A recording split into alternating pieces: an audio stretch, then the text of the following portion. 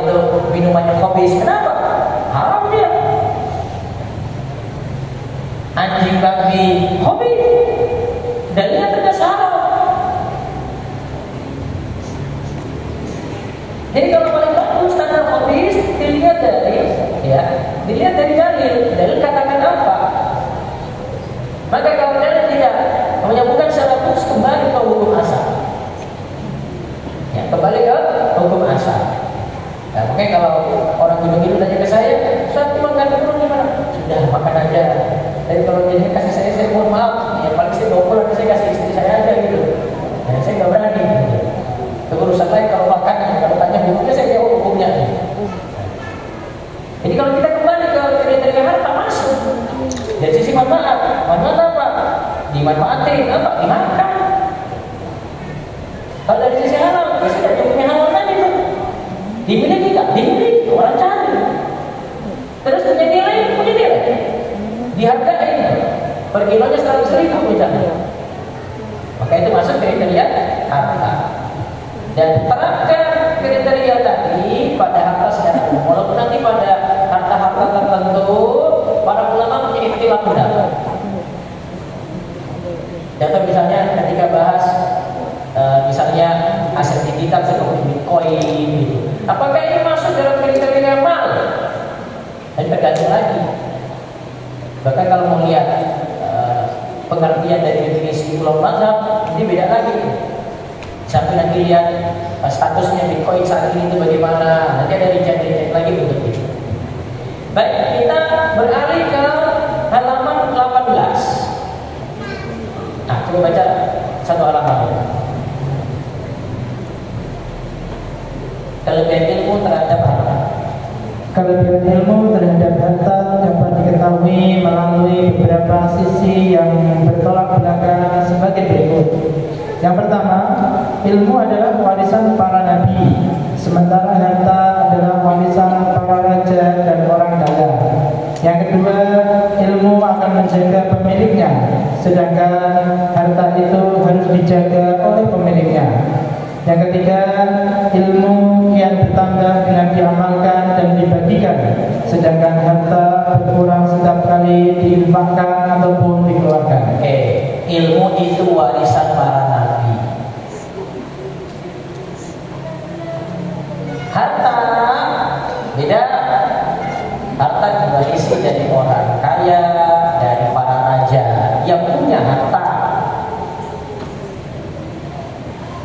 Sehingga kalau lihat dari sisi ini, keistimewaan ilmu lebih luar biasa karena dia itu sesuatu yang khusus. Sesuatu yang khusus. Sedangkan harta yang penting punya.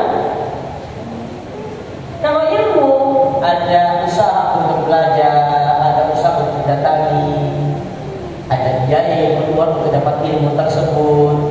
Walaupun ada juga yang bisa dapat cuma-cuma. Dan yang wariskan ilmu dari Nabi.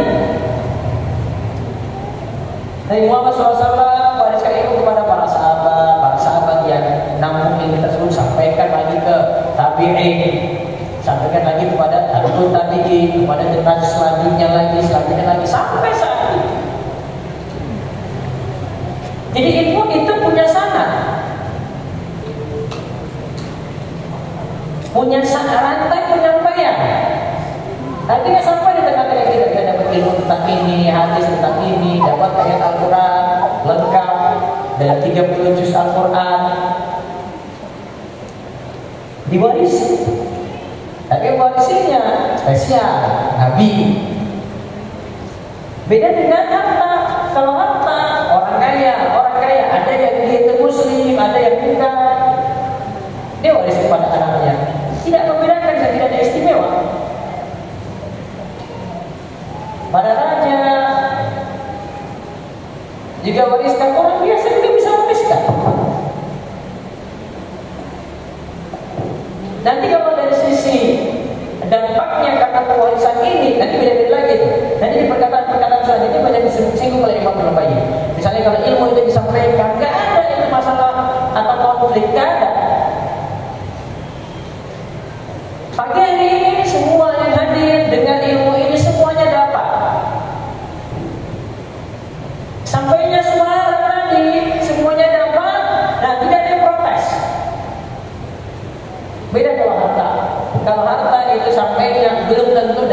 semua.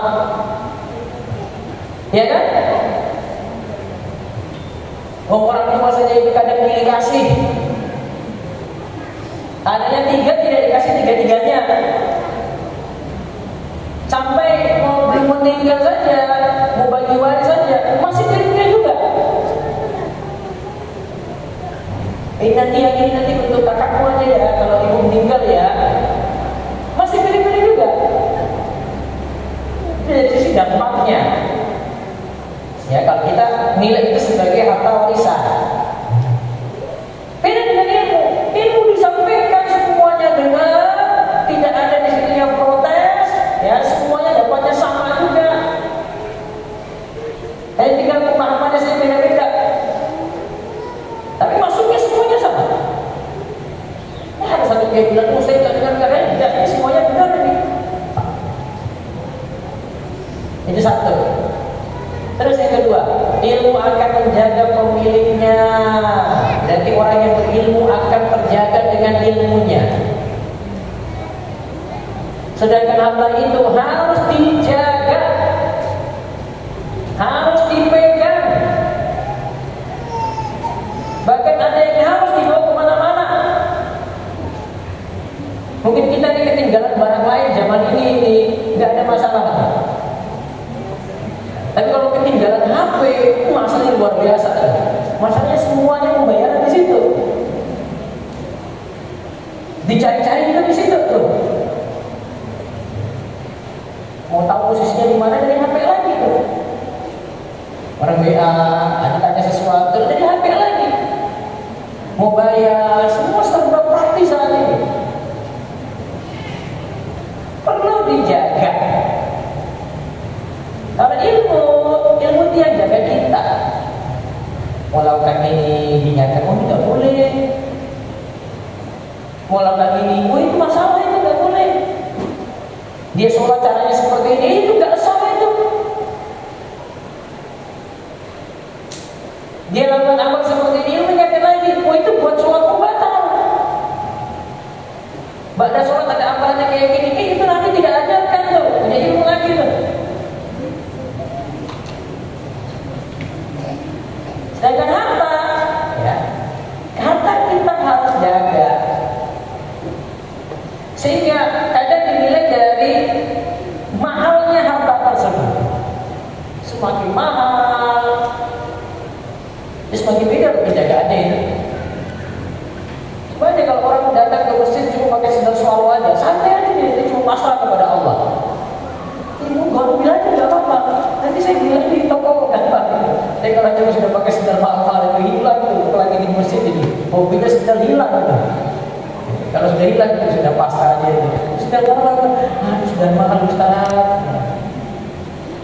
Beda keadaannya. Makin mahal harta tersebut penjagaannya makin kuat. Apa yang kamu pikir kalau masuk makannya jadi kali keluar tuh? Saya taruh di luar aja gitu, nggak mungkin. Motornya nggak mungkin biarin itu saja. Kecuali di situ ada kunci di situ, dia ambil, dia simpan tuh kuncinya. Kecuali di satu tempat. Mohon maaf, di tempat saya itu kunci motor tetap masih di motor. Di warga saya itu kalau motornya itu kuncinya di motornya. Mau bagus bagaimana pun motor tersebut. Saking yakin itu lingkungan sudah jaga motor tadi. Artinya kalau ada yang mau dari motor itu pasti siap-siap aja. Nanti di depan gapura padukuhan itu pasti siap-siap, pasti nggak selamat. Ada yang jaga. Kuncinya mereka masih tahu. Beda dengan di sini. Cuma kalau aja dilepas, tak banyak.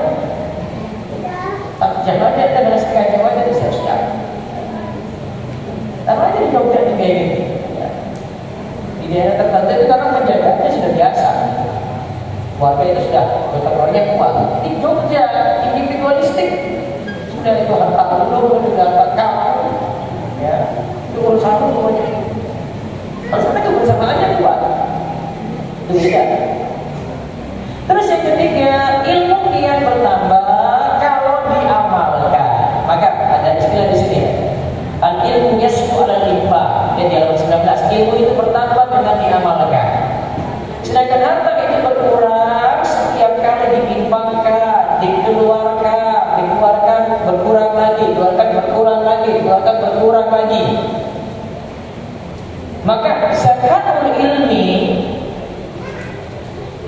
Itu dua, yaitu mengajarkannya dan mengamalkannya. Maka dengan mengajarkan dan mengamalkan ilmu kita nambah.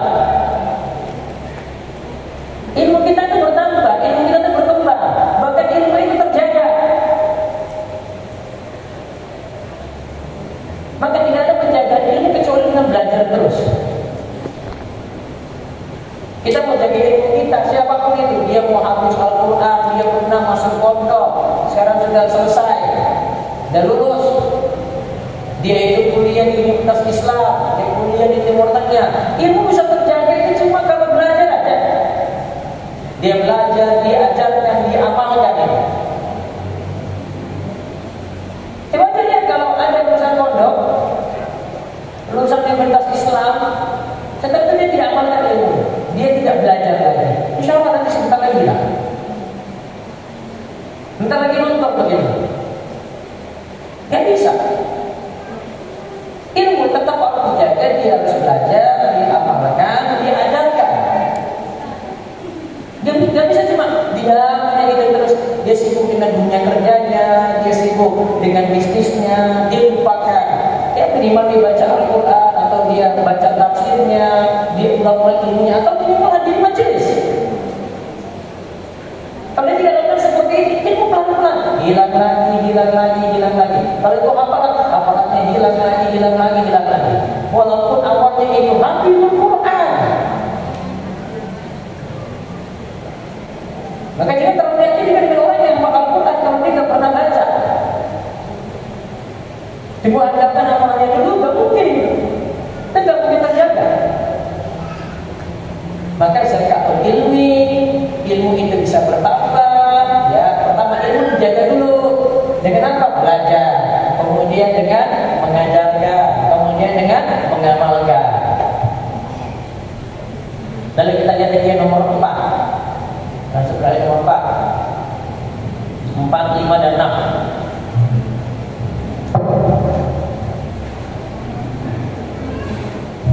Nomor 4, pemilik harta ketika meninggal dunia, harta akan meninggalkannya. Sementara ilmu akan ikut ke dalam kubur bersama pemiliknya. Nomor 5, ilmu itu menjadi hakim yang menetapkan hukum, sedangkan harta itu menjadi objek hukum ataupun yang terkena hukum. Dan yang nomor 6, harta bisa dimiliki oleh setiap orang, yaitu orang mukmin maupun kafir, orang yang taat maupun durhaka. Sedangkan ilmu yang bermanfaat hanya dimiliki oleh orang yang beriman. Oke, kita lihat 3 tinjauan di sini lagi. Ibnu Qayyim katakan, perbandingan harta dan ilmu. Harta itu ketika pemilik harta ketika meninggal dunia, harta meninggalkannya, dia tinggalkan harta tadi, gak bawa ke kubur.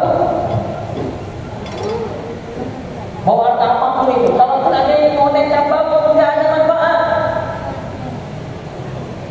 Ya, misalnya dia ini anak motoran itu ya, saya mau mati dengan motor saya. Iya, boleh juga motor sekalian. Punya manfaat nggak? Nggak ada manfaat. Cuma karena yang dalamnya. Dan pasti orang hidup itu mikir, ngapain dikumpulin kayak gitu motornya? Tarik ke motor masih bisa kita pakai.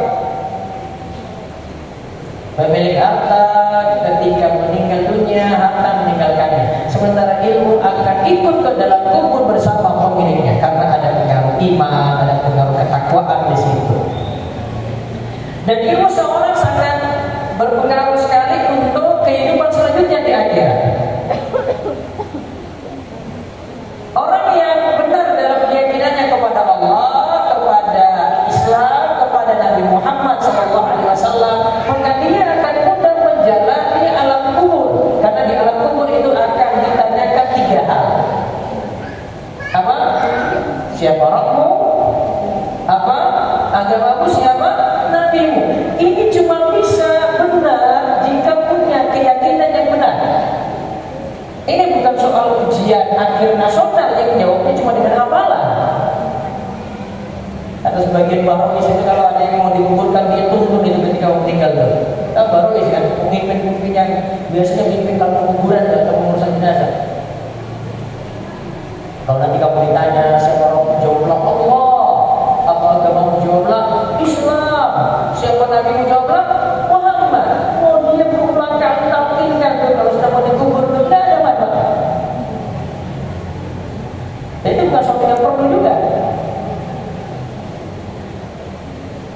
Terus apa yang bisa menjawab? Siapa yang bisa menjawab? Yang punya kekokohan iman. Dan Allah katakan yusabbitullahu alladziina aamanu bil qawli tsabit fil hayati dunya wa fil akhirah. Allah itu akan mengokohkan orang-orang yang beriman dengan jawaban yang kokoh ketika di antara pengertiannya ketika ditanya pertanyaan kubur. Di antara tafsir ayat ini seperti itu. Maka bukan masalah bisa jawab di dunia, bukan masalah saya tahu soal. Ini tentang permasalahan keyakinan tuh. Ketika keyakinan kita benar tentang Allah, tentang Islam, dan Islam dijalani dengan benar. Ya, keyakinan kita benar juga tentang Nabi kita Muhammad SAW dengan mengikuti tuntunannya. Baru bisa jawab pertanyaan kubur dengan benar. Maka itu manfaat nantinya. Karena di dunia orang belajar ini sehingga punya keyakinan tentang Allah dengan benar, tentang Rasul dengan benar, tentang Islam dijalani dengan benar. Terus yang kelima, ilmu itu menjadi hakim yang menetapkan hukum, sedangkan harta itu menjadi objek, artinya terkena hukum. Jadi ilmu yang menghukumi sesuatu, hukumi sesuatu itu dengan ilmu. Sedangkan harta itu objek yang dikenakan hukum. Maka harta itu diberi hukum. Ini halal, ini haram, ini syubhat, ini harta yang jelas, ini harta dari riba, ini harta karena kezaliman. Ini harta yang kamu mengeluarkan zakatnya nih. Dia kena hukum. Zalim kamu udah mau keluarkan zakat dari hartamu yang ini nih.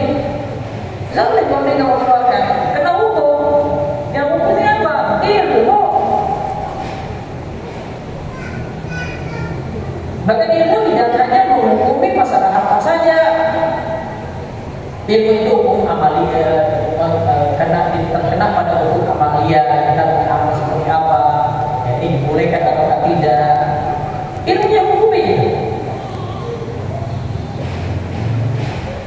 Nanti ada sisi syariat. Oh ini wajib, oh ini sunnah, oh ini boleh, oh ini makruh, ini haram. Dan misalnya dari suatu perkara juga. Karena kalau syariat tidak tanpa khusus, maka bisa kembali kepada urf, al-'adatul muhakkamah. Ada yang jadi patokan hukum.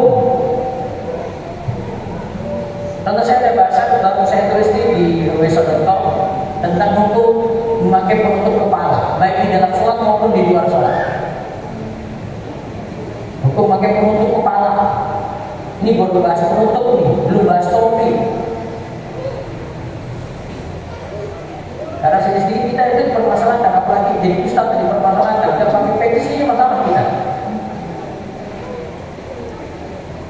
Bahkan di sebagian budaya itu, sebagian budaya di negeri kita, ya ada kira-kira juga kayak ini. Kamu kalau sudah haji nggak pernah pakai peci haji itu, pakai topi putih itu. Jadi sebagian tempat itu kalau sudah haji, peci saya nggak boleh lepas-lepas. Mau dia main judi kan, pokoknya pakai peci. Mungkin nggak boleh lepas, soalnya sudah Pak Haji kan. Ya karena di tempat saya, terus saya kemudian ibu saya, saya sudah kayak gini, sudah bolak-balik. Ngapain saya ini? Mungkin mereka yang saya paling komentar, paling luar biasa ya. Kalau selama saya pakai peci putih, apalagi peci putih, saya nggak pakai, saya pakai peci nasional. Dikomentari lagi tadi. Itu budaya di sebagian tempat. Dihukumi kayak gitu. Disaksikan kehajiannya. Coba lihat, ya Pak Haji di mana? Cuma gara-gara nggak pakai pecis lah. Pecisnya dilepas saja masalah itu. Tentang masalah misalnya memakai penutup kepala. Yang paling tepat itu kembali kepada urf. Karena tidak ada yang tegas. Cuma Nabi SAW memang karena menyesuaikan dengan urf beliau. Ingat kita bahas laki-laki, bukan bahas perempuan. Urf beliau pakai sorban, beliau pakai imamah. Urf beliau di tempat beliau. Di sebagian negara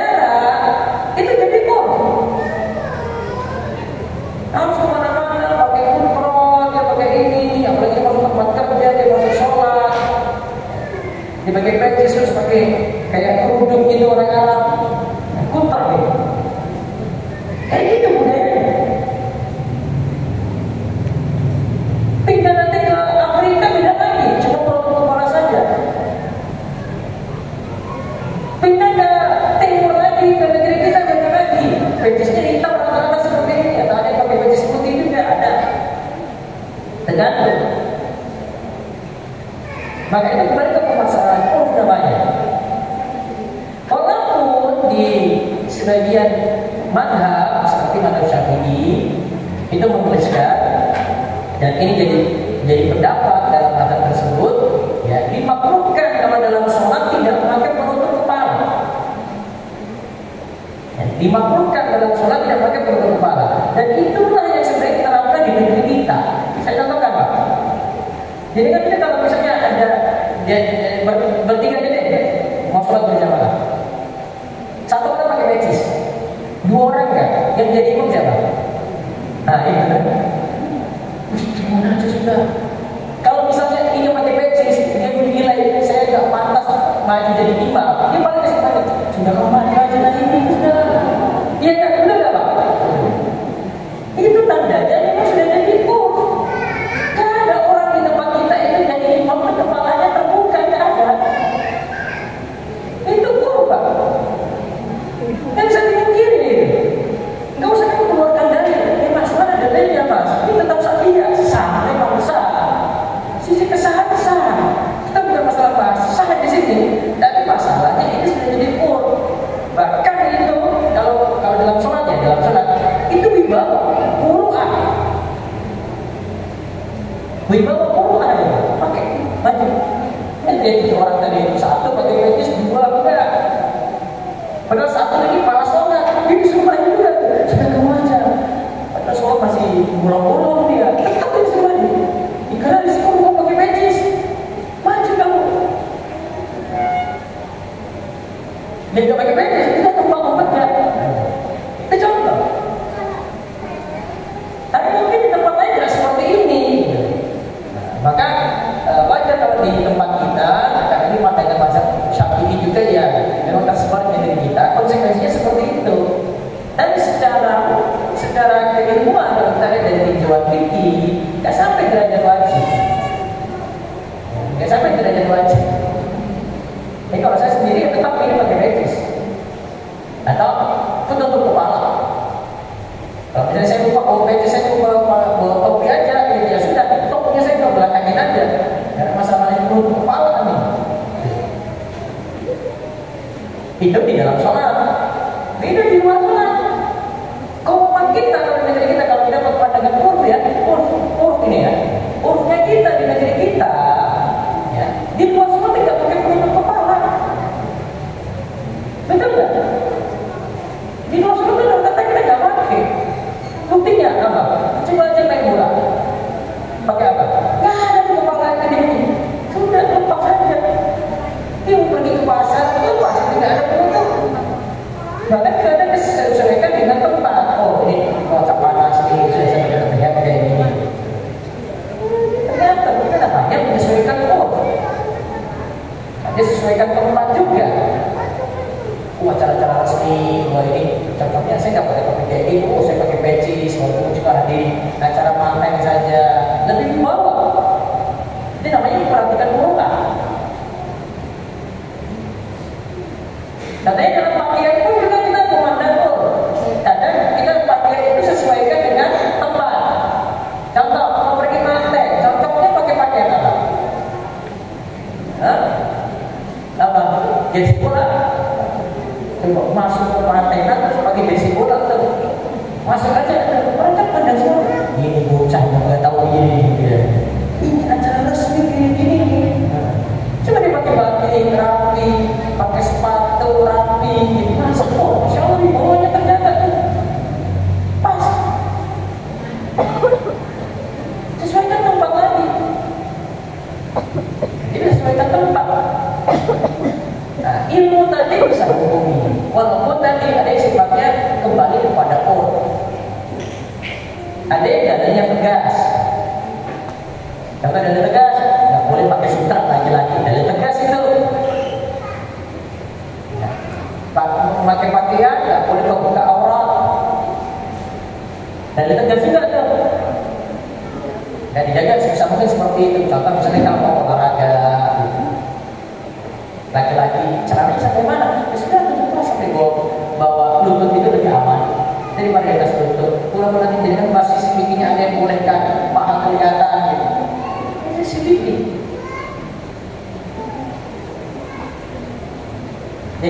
ilmu itu menjadi hakim yang menghukumi, sedangkan harta itu yang diberikan hukum.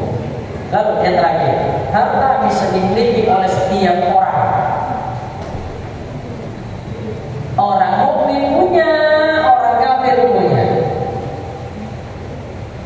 Orang yang taat, rajin sholat punya, orang yang durhaka, malas sholat juga punya.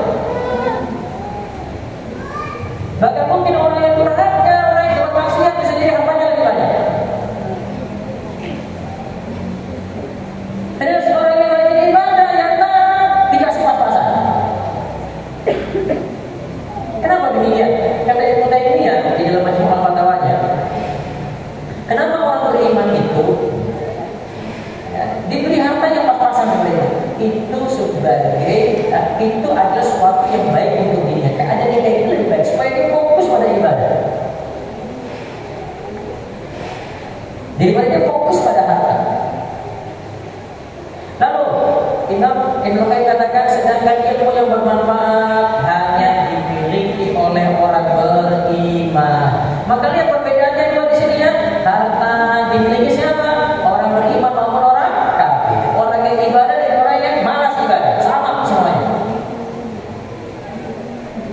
Sedangkan ilmu hanya dimiliki oleh orang yang beriman.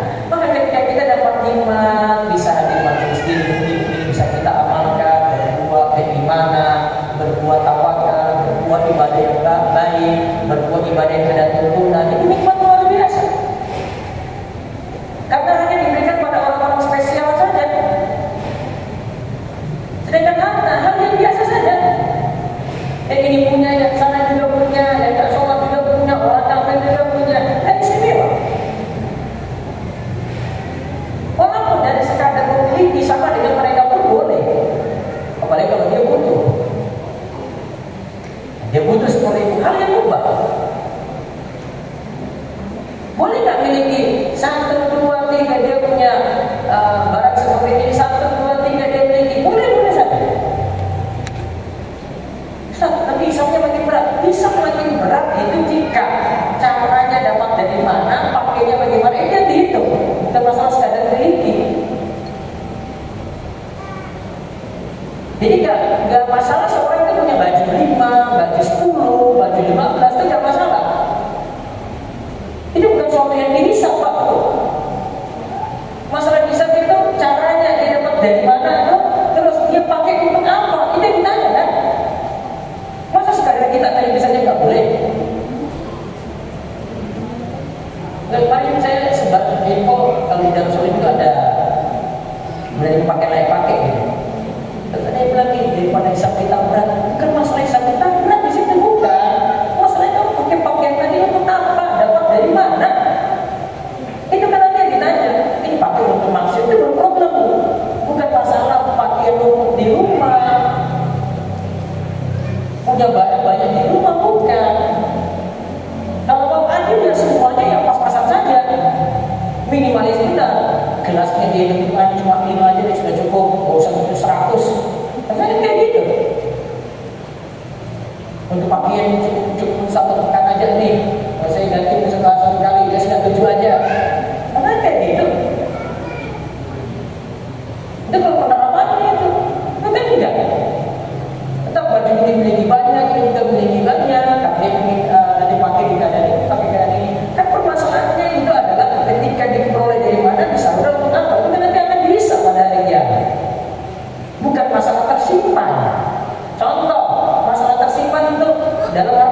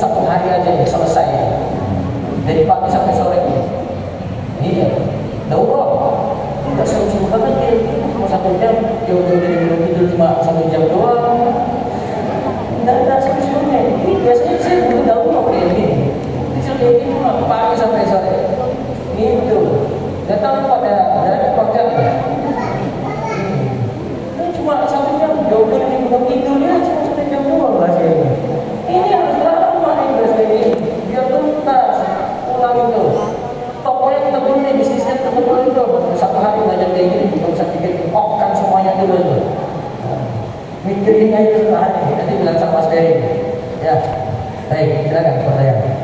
Baik Ustaz, kita sudah selesai di nomor 6. Insya Allah nanti pertemuan berikutnya kita selesaikan saja. Jadi sekali. Kita selesaikan bahas satu hari, pulang lagi nih bahas satu hari gitu sampai selesai. Tidak selesai nggak boleh pulang. Gitu. Dan kayak gini nanti bisa saya tanya sudah sampai nomor berapa? Lupa Ustaz, cepat semua kan? Atau selesaikan hari bisa. Baik, masih ada sedikit waktu Ustaz untuk sesi tanya jawab. Bagi teman-teman yang ingin bertanya, yang bertanya. Bismillah. Assalamualaikum Ustaz.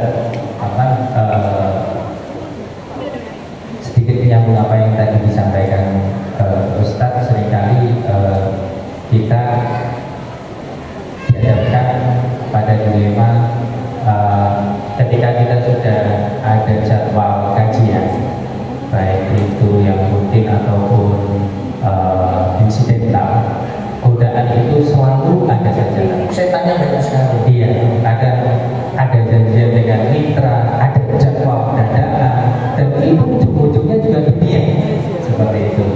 Mohon nasihatnya Ustaz bagi kami dan khususnya bagi anak pribadi. Jazakallah khairan Ustaz. Sebenarnya cuma mau komitmen nggak pada jadwal. Kalau saya mau pilih, ya saya nggak isi di KPM itu. Saya ngurus bisnis saya saja itu. Bikin Instagram, bikin ini, bikin itu, nggak usah ada di sini. Tapi apa? Ya sudah jadwal gitu ya sudah. Ya, kapan mau itu? Ada di sini aja nih.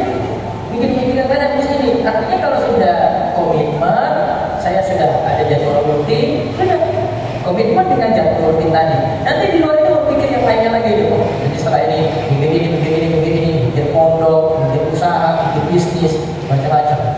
Tapi kalau kita sudah komitmen, jam 9 sampai setengah 11, saya ada di Nur Asri ini. Ya sudah saya korbanin. Kalau saya masih mikir cuan, tak tinggalin ngapain saya mikir ini. Tapi karena ya saya ada kesadaran sendiri, bikin ilmu tak terjaga, bikin orang dapat ilmu, ya saya korbanin. Nah sekarang kita berani nggak korbankan diri, gitu. Kalau saat ini rekam bisnis saya ini mau datang nikah, suruh dia ngaji dulu lah di sini gitu. Ngaji bareng, habis itu baru kita ngopi, cek, ngobrol. Ini kita kalau khawatir dunia banget gitu loh. Sama ini kalau pergi gimana? Disesuaikan aja. Insya Allah kalau dikatin kita jadi kita katin dia sama-sama enak. Tinggal kita saja kita berkomitmen dengan sesuatu atau tidak. Ya, nanti tidak menyesuaikannya. Kalau maaf, saya jam 9 sampai jam 11, saya jaga rutin nih. Ini di Selasa terus saya di Nur Asri.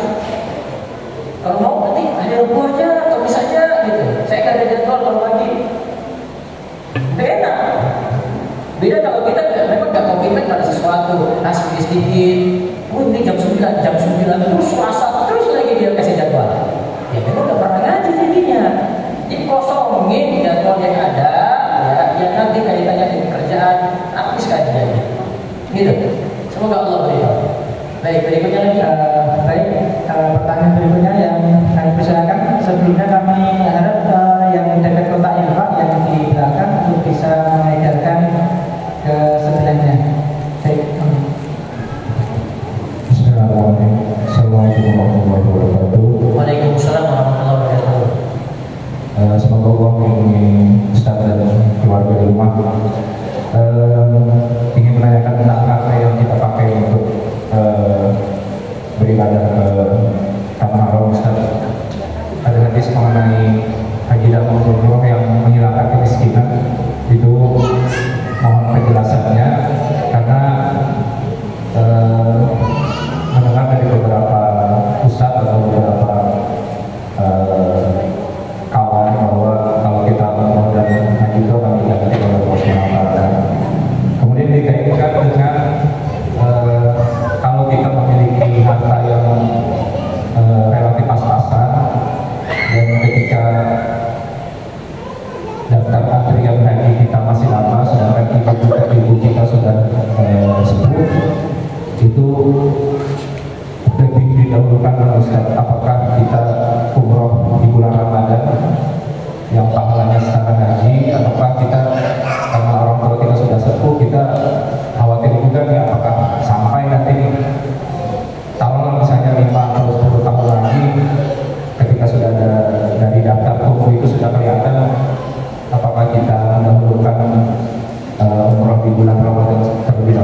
Yang kedua, yang terakhir terkait kemarin yang viral Ustaz, salah seorang transgender yang pergi ke Tanah Haram yang menangis-nangis di depan Ka'bah.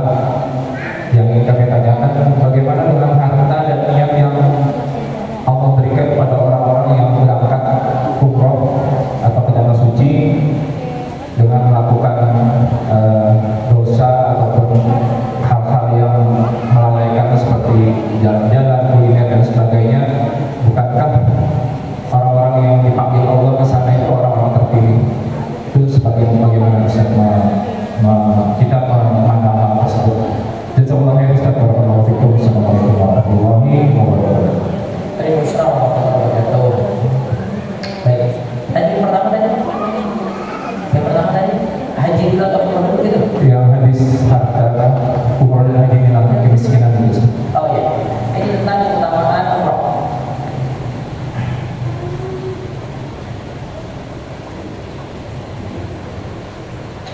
Di antara keutamaan umroh itu disebutkan dalam hadis tabi'u bainal haji wal umrah, ikutkanlah umrah dengan haji. Sebenarnya lagi bicara tentang haji qiran atau haji tamattu, karena haji qiran dan haji tamattu itu di dalamnya dua-duanya ada umrah sekaligus haji. Bedanya kalau haji tamattu umrah baru selesai baru kemudian haji, sedangkan haji qiran itu umrah dan hajinya itu satu paket. Terus dikatakan fa'innaha yakniyan al-faqra wa dhunuba, karena keduanya dapat menghapus kemiskinan dan dosa. Ini sabda Nabi sallallahu alaihi wasallam. Artinya sabda ini benar. Artinya Allah akan cukupkan rezeki dengan orang itu pergi umrah atau orang itu pergi haji. Nah, problemnya itu bagaimana kalau sudah umrah sudah haji kok tidak dapat ini keutamaan ini, tidak tetap susah, tetap ini. Nah, ada sesuatu yang kita perlu perbaiki. Saya ambil dari penjelasan Syekh Mustafa Al-Adawi ketika beliau menjelaskan tentang ayat 32. Ini tentang masalah pernikahan. Karena dalam ayat ini dikatakan iyyakum fuqara yughnihumullahu min fadli. Ketika ada yang menikah kemudian dia tetap jika dia dalam keadaan miskin, maka Allah akan beri kecukupan. Sampai seorang sahabat yaitu Ibnu Mas'ud mengatakan iltabisul ghina bil nikah. Carilah hidup bercukupan itu dengan menikah. Nah, Syekh Mustafa Al-Adawi itu beliau utarakan begini, bagaimana ada yang nikah tapi tidak kaya juga. Itu selalu bertanya sebenarnya, pergi umroh, pergi haji kok dia tidak diberikan kecukupan, dia tidak diberikan kekayaan. Maka ada beberapa sebab.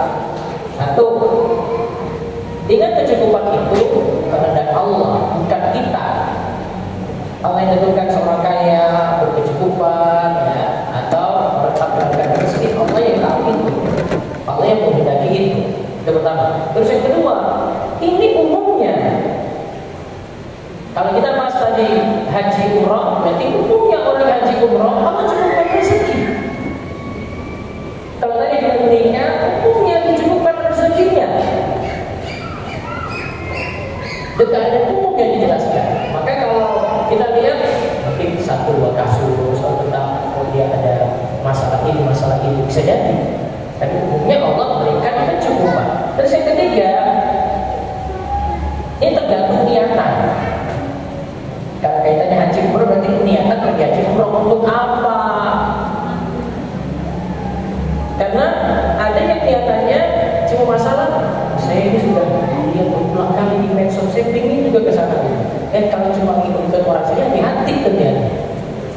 Harus luruskan niat, saya ke sana untuk bersihkan dosa-dosa saya untuk jadi lebih baik, saya untuk memperbaiki diri semakin dekat dengan Allah. Saya ingin ibadah di sana, ingin merasakan ibadah langsung ketika di depan Ka'bah, ingin berdoa secara langsung seperti itu. Niatnya harus benar.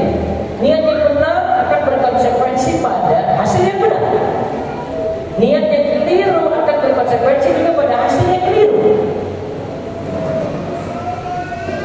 Terus juga ada pengertian yang lainnya kata Syekh Mustafa Al-Adawi, diberi kecukupan itu tergantung ketakwaan. Kita pergi haji umrah ini tak jadi lebih baik atau biasa-biasa saja. Jangan-jangan pergi haji umrah, sudah pulang dari umrah misalnya, sholat tetap masih bolong-bolong, tidak bisa jaga diri, tidak bisa jaga pandangan, tetap bermaksiat. Mungkin kalau dia itu melakukan dosa besar, dia selingkuh tetap lanjut, dia minum miras tetap lanjut, bisa jadi. Kan itu jadi faktor juga tuh. Karena kalau orang itu bertakwa, ya, wa may yattaqillaha yaj'al lahu makhraja. Siapa yang bertakwa kepada Allah, Allah berikan jalan keluar. Maka bisa jadi masalahnya tidak selesai karena dia sudah bagus ibadahnya, tapi setelah itu dia tidak mau perbaiki diri, tidak mau jadi lebih baik. Jika ada yang maksudnya di sini, katanya Syekh Mustafa Al-Adawi, saya sebutkan 5 aja ini. Dan dimaksudkan adalah Allah beri kecukupan atau Allah beri kekayaan atau tadi yanfiyan faqra. Allah menghapuskan kemiskinan, maksudnya adalah Allah berikan sifat qanaah. Selalu merasa cukup. Apapun yang Allah beri dia terima semuanya. Mau sedikit ya dia syukuri, mau banyak ya dia syukuri juga. Keadaan apapun dia syukuri, qanaah. Maka ini bisa kita pahami ketika ada dalil yang menyebutkan tadi seperti dalam pernikahan, ya, Allah akan berikan kecukupan, dalam umrah haji tadi, ya, Allah akan hilangkan kefakiran. Maknakan dengan tadi. Sebenarnya kesimpulan paling mudah adalah pertama niat dulu kan, niatnya mau apa nih? Atau termasuk nikah juga nih, niat mau apa? Niatnya diperbaiki. Terus yang kedua, ibadahnya diperbaiki saat melakukan haji atau umrah. Yang ketiga, pasca haji, pasca umrah, dia harus jadi lebih baik. Pasca haji, pasca umrah harus jadi lebih baik. Baru nanti terwujud tadi itu dia al-faqra. Dia itu akan dihapuskan yanfiyan faqr wa dhunub. Ya, dia akan dihapuskan kemiskinan, kefakiran dan dosa. Ini semua perbaiki dari sisi niat, dari sisi ibadah yang kita lakukan, dari sisi paskanya. Setelah itu kita jadi apa? Berdiri kesimpulannya. Allah ibadah.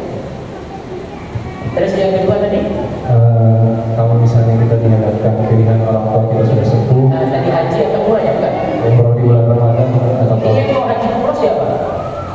Jenengan atau orang tua? ibu, karena saya mau menemani beliau karena udah sepuh, saya takut Kalau kita lihat dalam sejarah sih Nabi SAW itu umrah dulu baru haji. Nabi gagal umrah di tahun 6 Hijriah dengan perjanjian Hudaybiyah terjadi gencatan senjata, terus tidak boleh berperang selama 10 tahun, lalu diminta tahun ini, tahun 6 Hijriah kan tidak boleh pergi ke Mekah. Tahun depan baru pergi umrah dulu, baru kemudian haji setelah itu di tahun 10. sudah pernah umroh, Ustaz, memang beliau ingin mengejar pahala hajinya itu. Mau haji sudah belum? Beliau sudah umroh, cuman karena dapat tunggu haji masih kurang lebih 6-7 tahun lagi, jadi Hajinya sama 7 tahun lagi. Iya, jadi Ramadan. Umrahnya untuk umrah Ramadan. Keutamaannya seperti haji bersamaku kata Nabi Sallallahu Alaihi Wasallam. Itu.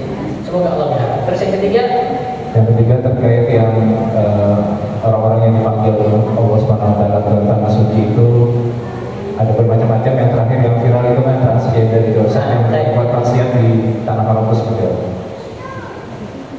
Transgender ini sudah dibicarakan dan dikomentari oleh MUI juga ya. Yaitu berbeda dari jenis kelamin yang telah ditetapkan saat lahir. Jangan seperti ini.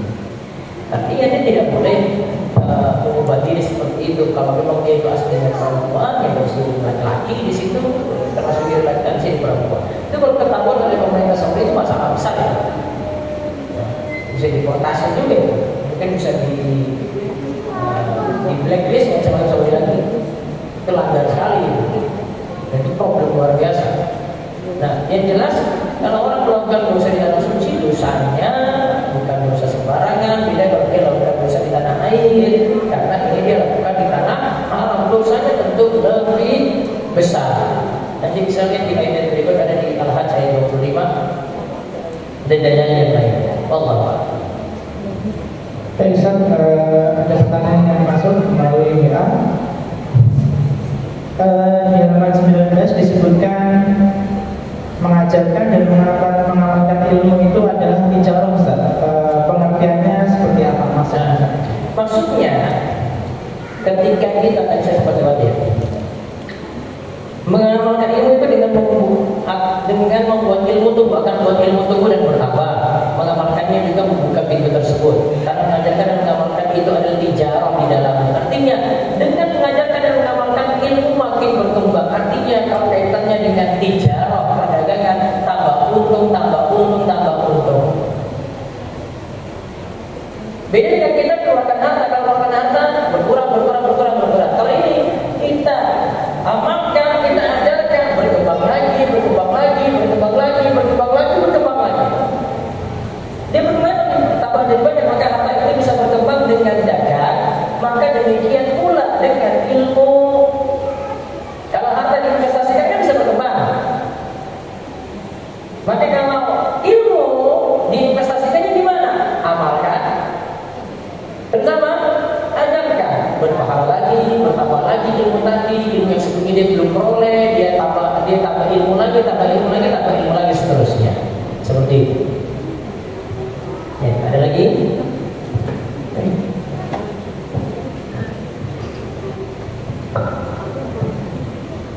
Assalamualaikum warahmatullahi wabarakatuh. Ya, waalaikumsalam. Pertanyaannya simpel aja, Mas. Saya adalah profesinya seorang trainer, tapi di bidang manajemen atau bisnis. Dan saya banyak melakukan training tidak hanya di dalam negeri tapi di luar negeri. Apakah ilmu ini dari sisi pandangan Islam termasuk ilmu yang bermanfaat? Karena saya kebanyakan yang saya ajarkan adalah perusahaan eksekutif baik yang muslim, kalau di luar negeri tentunya kebanyakan non muslim. Tapi yang diajarkan suatu ilmu yang mubah atau boleh apa? Ilmu yang tentunya untuk memperbaiki. Artinya gak ada ilmu yang masalah di situ.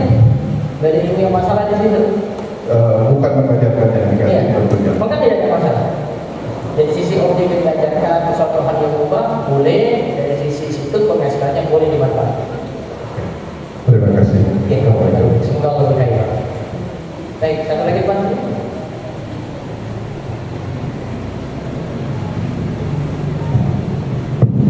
Bismillahirrahmanirrahim. Assalamualaikum warahmatullahi wabarakatuh. Ya, waalaikumsalam warahmatullahi wabarakatuh. Semoga Allah selalu menjaga Ustaz beserta keluarga.